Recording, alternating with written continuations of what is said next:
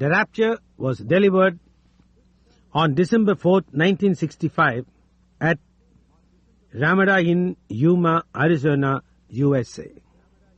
கர்த்தராகிய இயேசு கிறிஸ்துவின் பரிசுத்த நாமத்துக்கு மகிமை உண்டாவதாக. நமது அருமை சகோதரனும் 20ஆம் நூற்றாண்டின் தீர்க்கதரிசியுமான வில்லியம் மரியம் பிரென்னம் அவர்களால் 1965 வருடம் டிசம்பர் மாதம் 4ஆம் தேதியன்று அமெரிக்கா அரிசோனா யூமாவில் உள்ள ராமடா சத்திரத்தில் த ராப்சர் ஆகாயத்தில் எடுத்துக் கொள்ளப்படுதல் தலைப்பின் கீழ் கொடுக்கப்பட்ட செய்தியை இப்பொழுது நீங்கள் தமிழாக்கத்துடன் கேட்கப் போகிறீர்கள். As the brother here from the meeting up there at Las Vegas said, Las வேகாஸிலிருந்து இங்கே கூட்டத்துக்கு வந்திருந்த அந்த சகோதரன் கூறினது போன்று, Satan said the world was his dominion and that being his headquarters up. உலகம் சாத்தானுடைய ஆளுகையாய் இருக்கிறது, அங்கே அது அவனுடைய தலைமை செயலகமாய் மேலே அங்கே உள்ளது என்று கூறினார். I know that Satan is the god of this world. சாத்தான் இப்பிரபஞ்சத்தின் தேவன் என்று நான் அறிவேன். Every nation under heaven is controlled by him. வானத்தின் கீழிருக்கும் ராஜ்யங்கள் எல்லாம் அவனுடைய ஆளுகைக்குள் இருக்கிறது. Exactly, this world belongs to Satan. அது சரியாக அப்படியேதான், இந்த உலகம் சாத்தானுக்கு சொந்தமானது. But Jesus will take it over.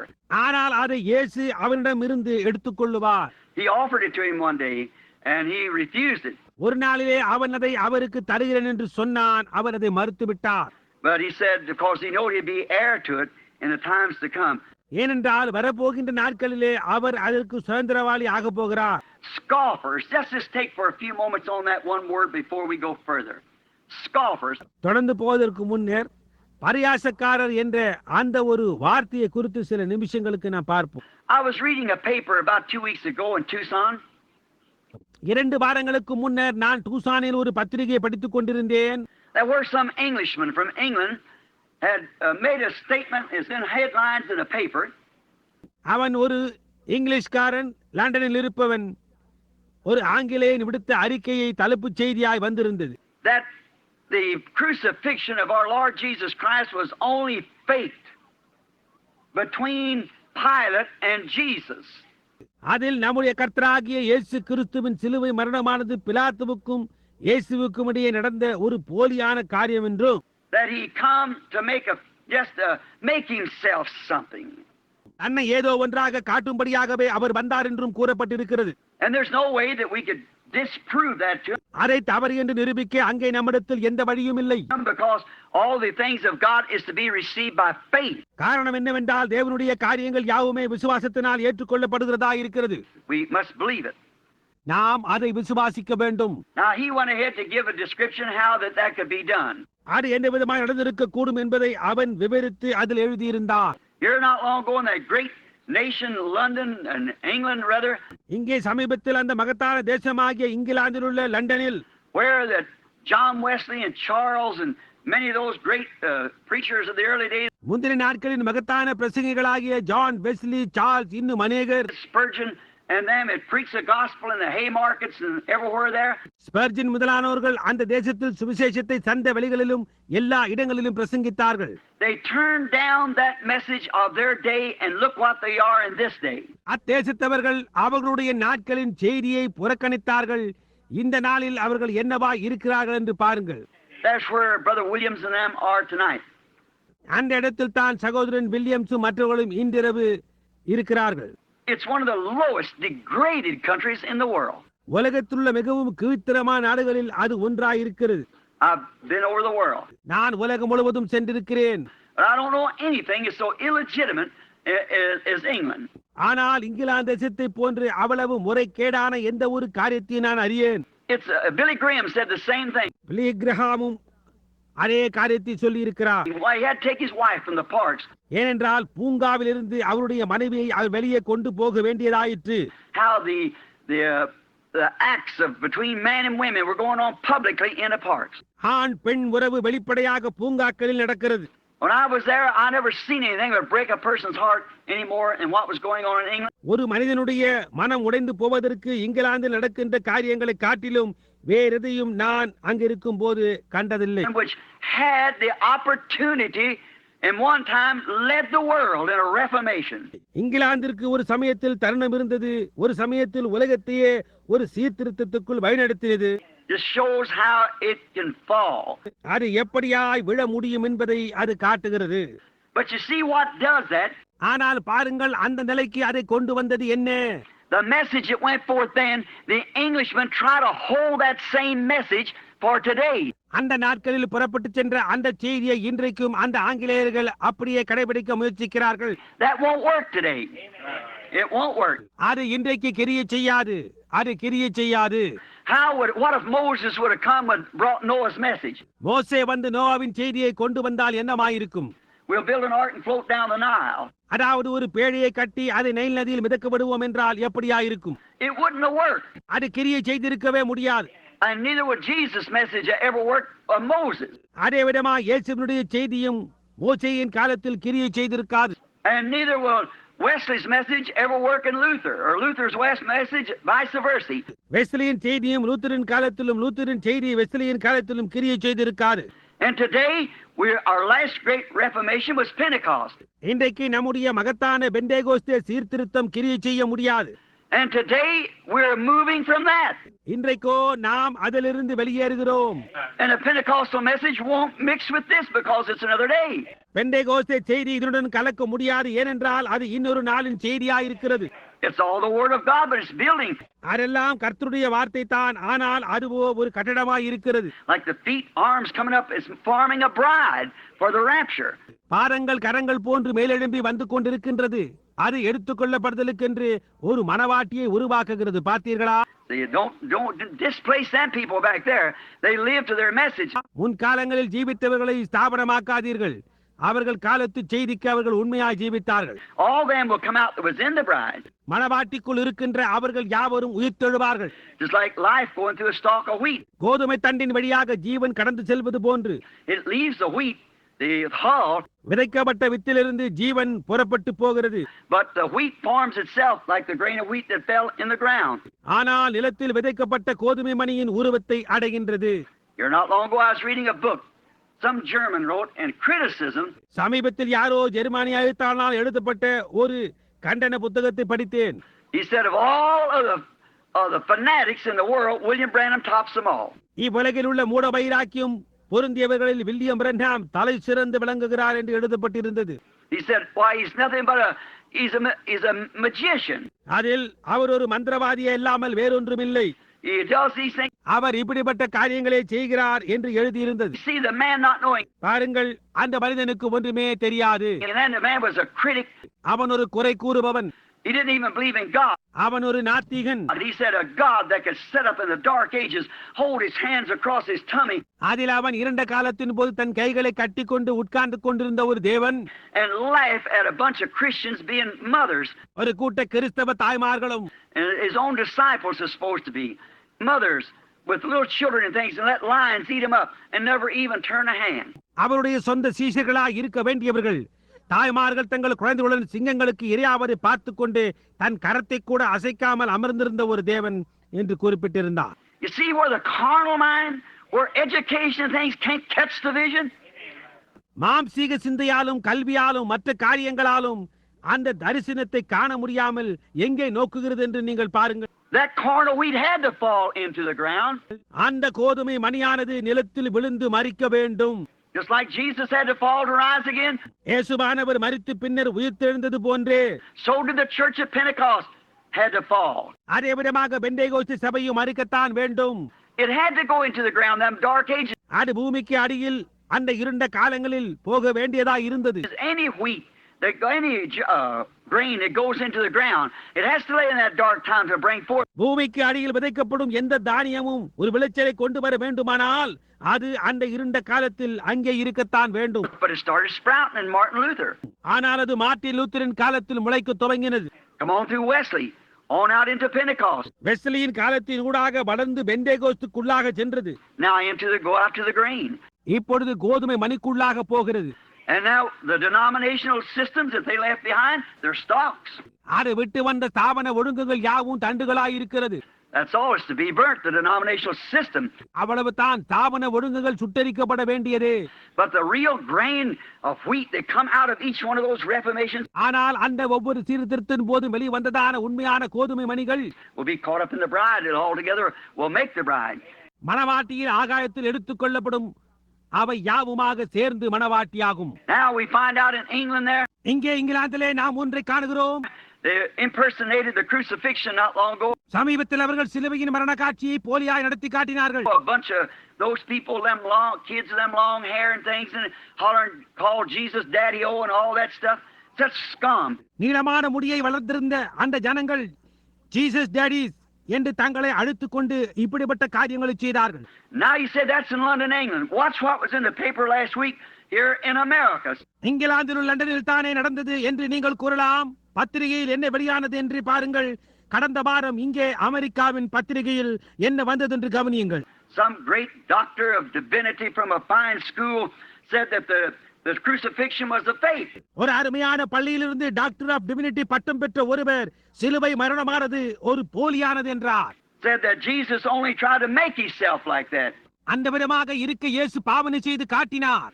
That he had drinking this mandrake weed. ஏனென்றால் அவர் ஏதோ ஒரு வேரை சாப்பிட்டு உறங்கினார் என்றும் கூறியிருக்கிறான். And we found it in Genesis where it spoke of. இந்த வேரை பற்றி ஆதியாகமத்திலே கூறப்பட்டுள்ளதை நாம் பார்க்கிறோம். It's a weed like marijuana or something. It's found in the Orient there. Marijuana என்பதை போன்றதான ஒரு வகை செடி அதை கிழக்கத்திய நாடுகளில் நீங்கள் பார்க்கலாம். And if you drink it, it'll put you to sleep. அதை நீங்கள் குடித்தால் உங்களை உறக்கத்துக்குள்ளாக்கும். Maybe in your like you're dead, slump, everything for 2 or 3 days at a time. ஏதோ நீங்கள் மரித்து போனது போன்று 2-3 நாட்களுக்கு தூக்கத்தில் ஆழ்த்திவிடும். He said when they give him vinegar and gall, it's all possible that was mandrake weed. அதில் அவன் சொல்லுகிறான், அவர்கள் இயேசுவுக்கு கசப்பு கலந்த காடியை கொடுத்த போது அவர்கள் அவருக்கு தூத்தாயும் பானத்தை தான் கொடுத்திருக்க வேண்டும் என்று. And when they did, they give him that, and he went slump like he was dead. They put him in the tomb. அப்படி அவர்கள் அதை கொடுத்த போது அவர்கள் அதை தான் கொடுத்தார்கள். அவர் அப்படியே மரித்தவர் போன்று ஆழ்ந்த நித்திரையில் ஆழ்ந்தார். அவர்கள் அவரை அப்படியே கொண்டு போய் கல்லறையில் வைத்தார்கள். And the lady married after 2 or 3 days, sure, going back, then he is awake again, was all right. அவர்கள் அவரை கல்லறையிலே வைத்து 2-3 நாட்களுக்கு பிறகு நிச்சயமாக அவர்கள் திரும்பி போய் கல்லறைக்குள் பார்த்தபோது அவர் எல்லாம் சரியாக ஆகி மீண்டும் விடுத்துக் கொண்டார். Said he went up to India and died somewhere, an ordinary death. அங்கிருந்து அவர் இந்தியாவுக்கு போய் அங்கு எங்கேயோ ஒரு சாதாரண மரணம் அடைந்தார் என்று அவன் குறிப்பிடுகிறார். Trying to fake a religion. ஒரு மார்க்கத்தை போலியாக்க முயற்சிக்கிறார்கள். The first place, that critic. முதலாவதாக அவர் ஒரு குறை கூறுபவன். What's the matter with people? ஜனங்களுக்கு என்ன சம்பவித்தது? See, it's this day we're living in, scoffers. See, the day to fulfill the prophecy. பாருங்கள், இந்த நாளில் தான் நாம் ஜீவித்துக் கொண்டிருக்கிறோம். பரியாசக்காரர்கள், பார்த்தீர்களா? அந்த தீர்க்க தரிசனத்தை நிறைவேற்ற வேண்டிய நாம். God allotted his word out to each age. ஒவ்வொரு காலத்துக்கும் தேவன் தம்முடைய வார்த்தையை பகிர்ந்தளித்திருக்கிறார். And each one of those ages has to manifest that. அந்த ஒவ்வொரு காலமும் அதை வெளிப்பட செய்ய வேண்டியதா இருக்கிறது. And he also foreordained man for that age to fulfill that word. மட்டுமல்லாமல் அந்த வார்த்தையை நிறைவேற்ற தேவன் அந்தந்த காலத்தின் மனிதர்களை முன்னியமித்திருக்கிறார். Every time he allotted his word, he allotted the man for it. ஒவ்வொரு முறையும் அவர் வார்த்தையை பகிர்ந்தளித்த போது அதற்கென்று ஒரு மனிதனை நியமித்தார். When he allotted Moses' time, he allotted Moses to it. மோசேயின் நேரத்தை அவர் பகிர்ந்த போது மோசே அதற்கென்று குறித்தார். When he allotted the time for the Son of God to be born, he allotted him to it. தேவகுமாரன் பிறப்பதற்கான ஒரு நேரத்தை அவர் பகிர்ந்த போது அதற்கு இயேசுவை குறித்தார். Every age he's allotted his man. ஒவ்வொரு காலத்திலும் அவருடைய ஆட்களை அவர் குறித்திருந்தார். Foreordained, as the Bible says. முன் குறித்திருந்தார் என்று வேதம் கூறுகின்றது. Nothing is, if God's infinite, almighty, தேவன் வரம்பற்றவராய் சர்வ வல்லமை உள்ளவராய், all powerful, omnipresent, omniscient, why he knowed all things from the beginning. எல்லாம் வல்லவராய் சர்வ ஞானியாய் சர்வ வியாபியாய் இருப்பாரானால் அவர் எல்லாவற்றையும் துவக்கம் முதல் அறிந்திருக்கிறார். So he knows there's nothing out of cater, it's just us that thinks it is. எனவே அவர் அறிந்திருந்தார், எதிலும் குறைவில்லாமல் இருந்தது. நாம் அந்த விதமாய் நினைக்கிறோம். Everything run. Look back in his word and see what he's doing, then we'll have an understanding. அவருடைய வார்த்தையை திருப்பி பார்த்து அவர் என்ன செய்து கொண்டிருக்கிறார் என்று பாருங்கள். அப்பொழுது நமக்கு ஒரு புரிந்து கொள்ளுதல் உண்டாயிருக்கும். Now just think. இப்பொழுது சற்று சிந்தித்து பாருங்கள். The first place, if that minister would have thought when they put that vinegar and gall in his mouth, he spit it out.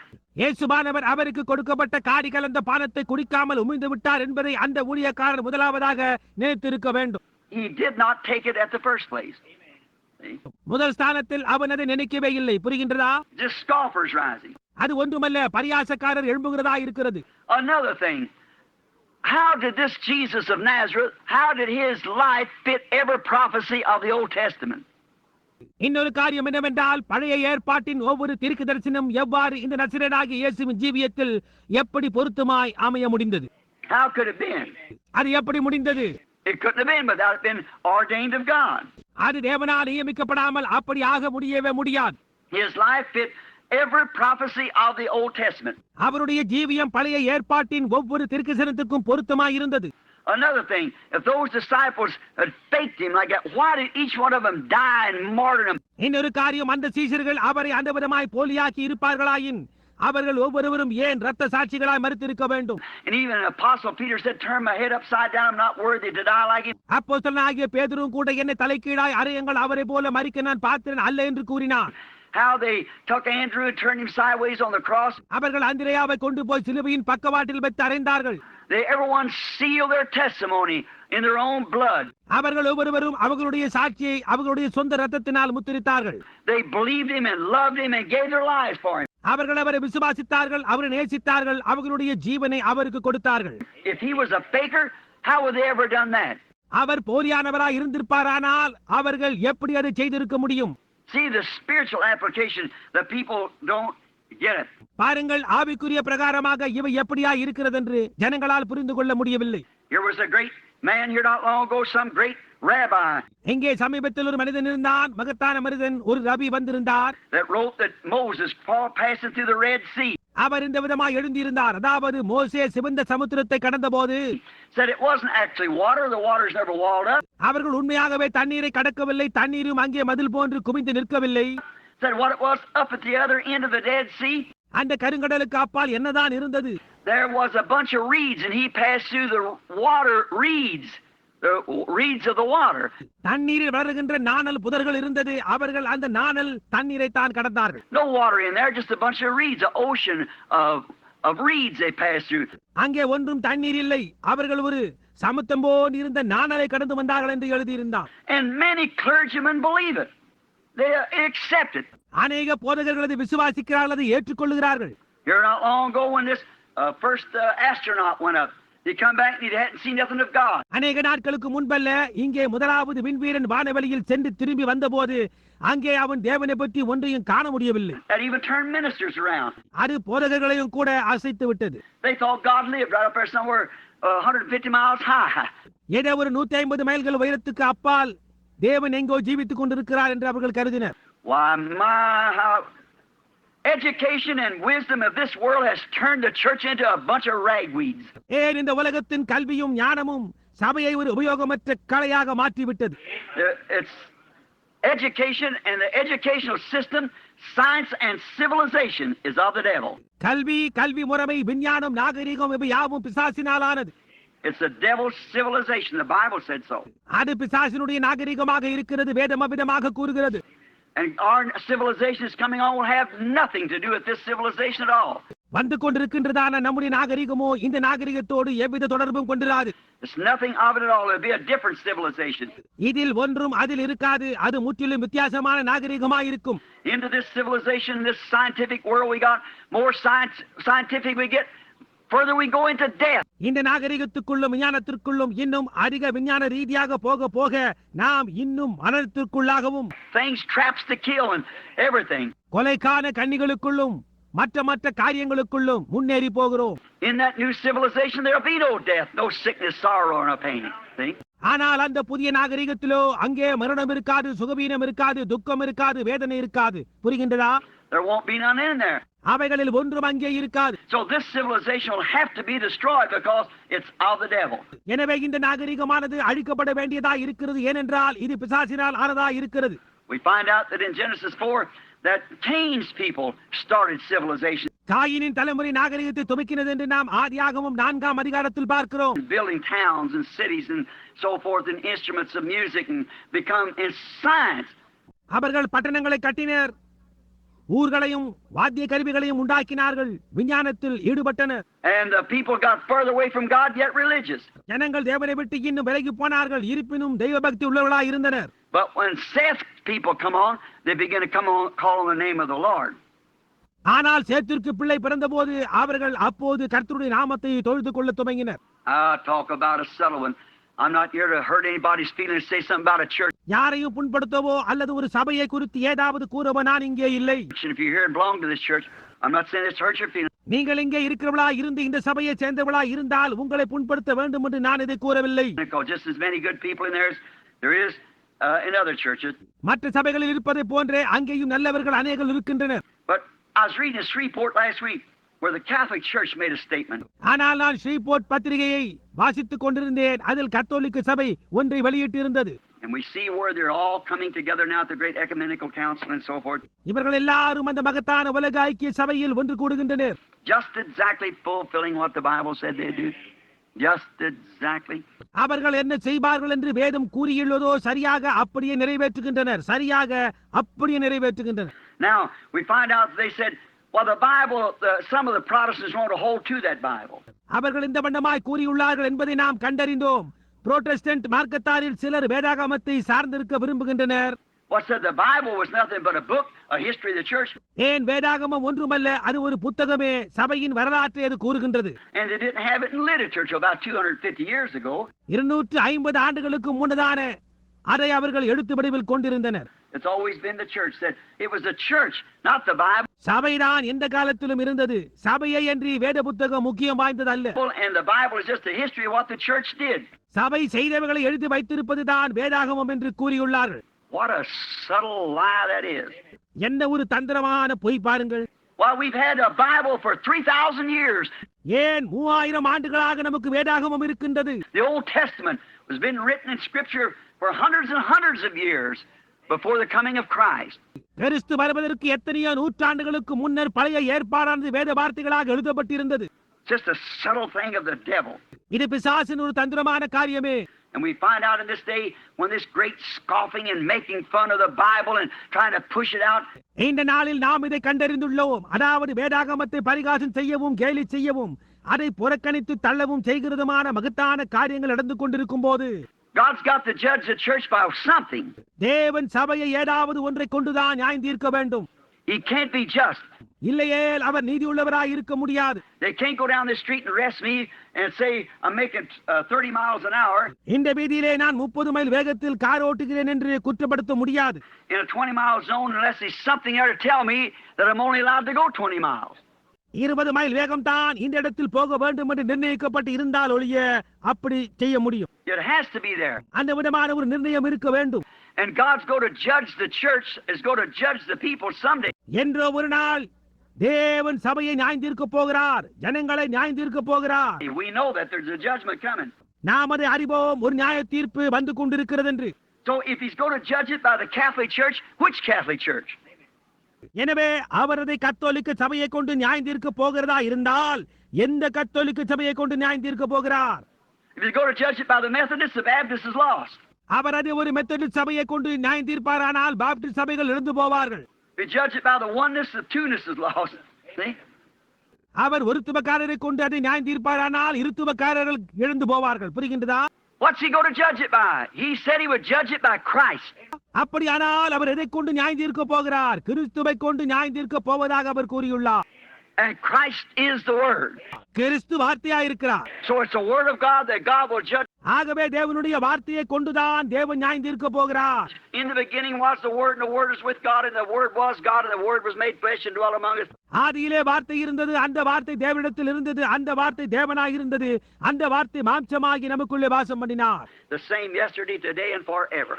See? நேற்று இன்றும் என்று மாறாதவராய் இருக்கிறார். புரிகின்றதா? So he'll judge it by his Word. ஆகையினால் அவர் அதை வார்த்தையை கொண்டுதான் நியாயம் தீர்ப்பார். And now we find out that in this day when they're trying to push the Bible out. இந்த நாட்களில் நாம் இதை கண்டு கொண்டோம். அதாவது அவர்கள் வேதாகமத்தை புறக்கணித்து தள்ளி Except the church, the Bible, don't want it. The church. சபையை ஏற்றுக்கொள்ள முயற்சி செய்து கொண்டிருக்கும் போது வேதம் எங்களுக்கு தேவையில்லை, சபைதான் எங்களுக்கு வேண்டும். So they can just make any kind of a creed or anything else and walk by it. அதனால் அவர்கள் எந்த விதமான கோட்பாட்டையும் உண்டாக்கி கொள்ளலாம், அல்லது எதை வேணுமானாலும் ஏற்படுத்திக் கொண்டு அதன்படியாய் நடக்கலாம். Well, as I was speaking the other night at Shreveport, அன்றிரவு நான் ஸ்ரீவபோர்ட்டில் ராபோஜனத்தை குறித்து பிரசங்கித்தேன். in the communion, when they killed that sacrificial lamb, அவர்கள் பஸ்கா பலிக்கான ஆட்டுக்குட்டியை கொன்றபோது there was to be no leaven among them through the entire 7 days. அந்த முழு 7 நாட்களிலும் அவர்கள் மத்தியில் புளித்தமா காணப்படக்கூடாது. No leaven.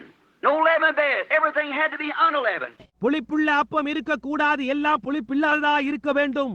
That represents the 7 church ages that we get in the book here. இப்பொழுது நமக்கு புத்தகத்தில் வந்து கொண்டிருக்கின்ற 7 சபை காலங்களுக்கும் அது பிரதிநிதித்துவமா இருக்கிறது. And there's no leaven. What is something mixed with it? அதனுடன் ஏதும் கலக்காத மட்டில் அதில் புளிப்பில்லை. And we mix creed and denomination and everything else with the word and still try to call it the word. நம்மிடத்தில் இருப்பது கலப்பான கொள்கையே. ஸ்தாபனம் இன்னும் மற்ற எல்லா காரியங்களையும் வார்த்தையோடு கலந்து கொண்டு அதை இன்னமும் வார்த்தை என்று அடைக்க முயற்சிக்கிறார்கள். No leaven shall be the entire 7 days. அந்த முழு 7 நாளிலும் அங்கே புளிப்பு காணப்படக்கூடாது. And even what is eat today, don't try to keep it for tomorrow. இன்றைக்கு புசித்ததையும் கூட அடுத்த நாளைக்கு வைத்து வைக்க கூடாது. Burn it with fire before daylight comes, for there's a new message coming forth and a new thing. பொழுது வடிவத்திற்குள் அது சுட்டெரிக்க வேண்டும். ஏனென்றால் ஒரு புதிய செய்தி, ஒரு புதிய காரியம் வந்து கொண்டிருக்கின்றது. They try to hold it over. பாருங்கள், அதை இறுக பற்றிக் கொள்ள முயற்சிப்பது. But that's been the attitude of the church. அது சபையினுடைய மனப்பான்மையா இருக்கிறது. A revival goes forth. The first thing you know, within about 3 years, they start an organization over it. ஒரு எழுப்புதல் நடந்து கொண்டிருக்கும் போது 3 வருஷங்களுக்குள் அதன் பேரில் ஒரு பிரிவை ஏற்படுத்துகிறார்கள். அந்த பிரிவு ஒரு ஸ்தாபனத்தை துவக்குகிறது. The denomination starts an organization. அப்படிப்பட்டதான ஒரு பிரிவு ஒரு ஸ்தாபனத்தை துவக்குகிறது. But have you noticed? This has been sweeping for 20 years now. ஆனால் இதை நீங்கள் கவனித்தீர்களா? இது சுமார் 20 வருட காலங்களாக இச்செய்தி அப்படியே பரவிக்கொண்டே வந்தோம். And there's no organization. அது ஒரு ஸ்தாபனமாக ஆகவில்லை. And there never will be. இருக்க போவதுமில்லை. This is the end. The wheat's come back to the wheat again. இதுதான் முடிவு. கோதுமையானது மீண்டும் கோதுமை மணியாகிவிட்டது. The wheat's come back to its grain. The shuck is pulled away from it. கோதுமை மணியானது அதன் கோதுமை மணியாக வந்துவிட்டது. பதரானது கோதுமை மணியை விட்டு கடந்து வேறு பிரிந்து விட்டது. And the wheat must lay in the presence of the sun to be ripened. முதிர்ச்சி அடையும்படியாக கோதுமை மணியானது சூரியனுக்கு முன்பாக இருந்து உலர வேண்டி இருக்கிறது. Isn't it a strange thing that not long ago on the East Coast, the big blackout? சமீபத்தில் கிழக்கத்திய கரையில் ஒரு இருட்டடைப்பு உண்டானது. ஒரு வினோதமான காரியம் இல்லையா? They couldn't understand it. அவர்களால் அதை புரிந்து கொள்ள முடியவில்லை. Texas blacked out last week. They can't understand it. Texas கடந்த வாரம் இருளடைந்தது. அவர்களால் அதை புரிந்து கொள்ள முடியவில்லை. Don't you realize that that's a sign? அது ஒரு அடையாளம் என்பதை நீங்கள் உணரவில்லையா? Don't you know the nations are breaking? தேசங்கள் உடைகிறது என்பது உங்களுக்கு தெரியவில்லையா? Israel's in her homeland. இஸ்ரவேல் தன் தாய் நாட்டில் திரும்பி இருக்கிறார். And these signs are indicating that we are at the end. இந்த காரியங்கள் யாவும் நாம் கடைசி நாட்களில் இருக்கிறோம் என்பதை நமக்கு சுட்டி காட்டுகிறது. At the same time it's blacking out. Don't you know that's a sign that the prophet said that? அதே நேரத்தில் அது இருளாகி கொண்டிருக்கிறது. தீர்க்கதரிசி இவ்வண்ணமாய் கூறினதற்கு இது ஒரு அடையாளமாய் இருக்கிறது என்று உங்களுக்கு தெரியவில்லையா? But there shall be light about the evening time. சாயங்கால நேரத்தில் வெளிச்சம் உண்டாகும் என்பதே. That there will be a light come forth in the evening time. சாயங்கால நேரம் உண்டாயிருக்கும் போது வெளிச்சம் உண்டாகும். When the blackouts and things are going the way they are now. இப்பொழுது இருக்கின்றது போன்று இருளாகுதல் முதலான காரியங்கள் உண்டாயிருக்கிறது. Look at just how it blacked out. எப்படியா இது இருண்டு போயிற்று என்று பாருங்கள். The Pope just come over here. போப்பானவர் சமீபத்தில் இங்கு வந்திருந்தார். Remember if the tabernacle when them you got tapes, I guess all of you take them. இங்கே ஜெபக்கூடாரத்தில் சம்பவித்தது உங்களுக்கு ஞாபகம் இருக்கின்றது. ஒளிநாடாக்கள் இருக்கிறது. நீங்கள் யாவரும் அதை கொண்டு போய் இருப்பீர்கள் என்று யூகிக்கிறேன். How that the Lord showed there that day in the tabernacle exactly where those church ages would be and how they would be. அந்த ஜெபக்கூடாரத்தின் ஆராதனை போது சபை காலங்கள் எங்கே இருக்கும் என்றும் அவைகள் எப்படி இருக்கும் என்றும் கர்த்தர் நமக்கு மிக தெளிவாய் காட்டினார். I had them drawn out on the board up there. Them church ages which you see here drawn out in the book. நான் அங்கே வரப்பலகையில் இங்கே நீங்கள் புத்தகத்தில் காணுவது போன்று நான் அவைகளை உங்களுக்கு வரைந்து காட்டினேன்.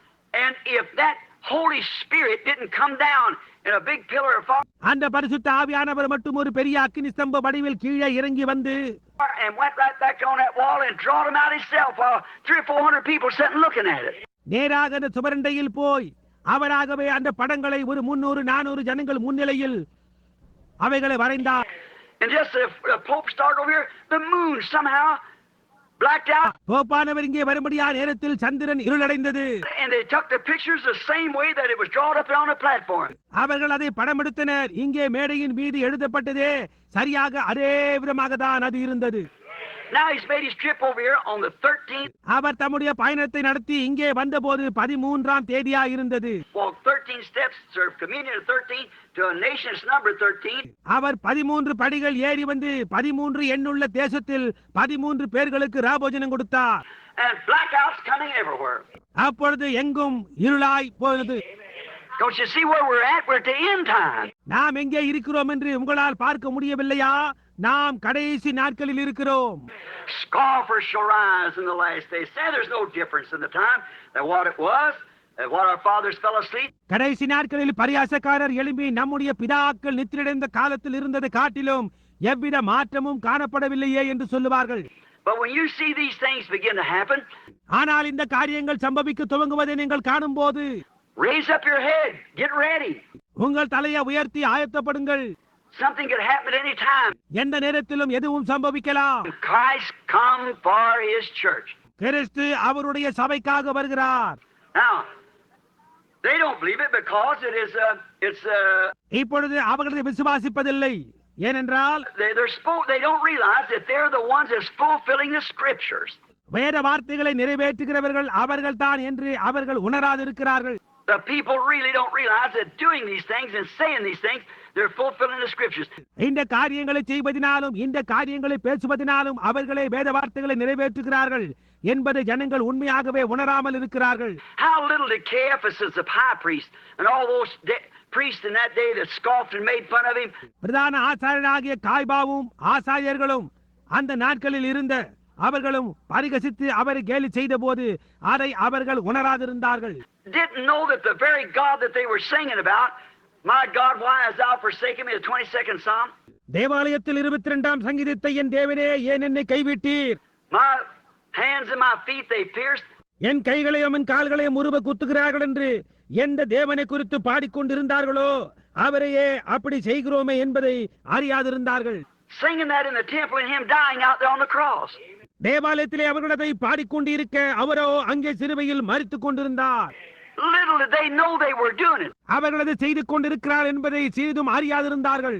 Even Jesus prayed, Father, forgive them. They don't know what they're doing. இயேசுவும் கூட பிதாவே இவர்களுக்கு மன்னியும் தாங்கள் செய்கிறது இன்னதென்று அறியாதிருக்கிறார்கள் என்று ஜெபித்தார். Because they were actually predicted by the scriptures to be blind. ஏனென்றால் அவர்கள் குருடாய் இருப்பார்கள் என்று வேத வாக்கியங்கள் முன்னுரைத்திருக்கிறது. Did you know the Protestant and Catholic Church is predicted in the last days to be blind? Protestant சபையும் கத்தோலிக்க சபையும் கடைசி நாட்களில் குருடாய் இருப்பார்கள் என்று முன்னுரைக்கப்பட்டிருக்கிறது என்பது உங்களுக்கு தெரியுமா? The same thing to the scriptures with Christ on the outside trying to get in. வேத வாக்கியங்களின் ஊடாகவும் அதே காரியம் கூறப்பட்டிருக்கிறது. கிறிஸ்துவானவர் புறம்பே இருந்து கொண்டு உள்ளே பிரவேசிக்க முயற்சித்துக் கொண்டிருக்கிறார் என்பதும் உங்களுக்கு தெரியுமா? Because thou sayest, I am rich and in need of nothing. நான் ஐஸ்வர்யவான் எனக்கு ஒரு குறைவும் இல்லை என்று நீ சொல்லுகிறபடியினால். Knowest thou not that thou art miserable, poor, wretched, naked and blind and don't know it? Revelation 3. நீ நிர்பாக்கியம் உள்ளவனும் பரிதபிக்கப்படத்தக்கவனும் தரித்திரனும் குருடனும் நிர்வாணியுமாய் இருக்கிறதை அறியாமல் இருக்கிறாய். வெளிப்படுத்தல் 3. There you are, back to the blindness again. அங்கேதான் காரியம் மறுபடியுமாய் குருட்டாட்டத்திற்குள்ளாகி Trampling over the things of God as if it didn't mean nothing to them. தேவனுடைய காரியங்களை அது ஏதோ அவர்களுக்கு ஒன்றுமில்லாத காரியங்களாய் இருப்பது போன்று அவைகளை காலின் கீழ் போட்டு மிதித்து Scoffing and making fun of it. That's what the Bible says. பரிகசித்து அதை கேலி செய்கிறார்கள். அதைதான் வேதமும் கூறுகிறது. But to the church, the bride, ஆனால் மணவாட்டிக்கு சபைக்கு the rapture is a revelation to her. எடுத்துக்கொள்ளப்படுதல் அவளுக்கு ஒரு வெளிப்படுத்தலாய் இருக்கிறது. It's revealed to her. அது அவளுக்கு வெளிப்படுத்தப்படுகிறது. That's a revelation. A true bride of Christ will be waiting for that revelation of the rapture. அந்த வெளிப்பாடு அதாவது உண்மையான கிறிஸ்துவின் மணவாட்டி எடுத்துக்கொள்ளப்படுதலின் வெளிப்படுத்தப்படுதலுக்காக காத்துக் கொண்டிருப்பாள். Now it is a revelation. இப்பொழுது அது ஒரு வெளிப்படுத்தப்படுதலாய் இருக்கிறது. For the revelation is faith. ஏனென்றால் வெளிப்படுத்தப்படுதல் என்பது விசுவாசமாய் இருக்கிறது. You cannot have a revelation without it being faith. அது ஒரு விசுவாசமாய் இல்லாமல் நீங்கள் ஒரு வெளிப்பாட்டை பெற்றுக்கொள்ள முடியாது. Faith is a revelation because it's something that's revealed to you. விசுவாசம் ஒரு வெளிப்பாடாய் இருக்கிறது ஏனென்றால் அது ஏதோ உங்களுக்கு வெளிப்படுத்தப்பட்ட ஒன்றாய் இருக்கிறது. Faith is a revelation. விசுவாசம் ஒரு வெளிப்பாடாய் இருக்கிறது. Faith is something that has been revealed to you like it was to Abraham. விசுவாசமானது ஆபிரகாமுக்கு இருந்தது போன்று அது ஏதோ உங்களுக்கு வெளிப்படுத்தப்பட்ட ஒரு காரியமாய் இருக்கிறது. And they could call anything contrary to what had been revealed to him as though it wasn't so. அதற்கு முரணாயிருந்த எல்லாவற்றையும் அது ஏதோ இல்லாதது போன்று நிராகரிக்க கூடியதாய் இருக்கும். Now faith, that's what faith is the revelation of God. அதுதான் விசுவாசமாகும். விசுவாசம் என்பது தேவனை பற்றின வெளிப்பாடாய் இருக்கிறது. The church is built upon a revelation. சபையானது ஒரு வெளிப்பாட்டின் மேல் கட்டப்பட்டதாய் இருக்கிறது. The whole entire body. முழு சரீரமும் வெளிப்பாட்டின் மேல் கட்டப்பட்டதாய் இருக்கிறது.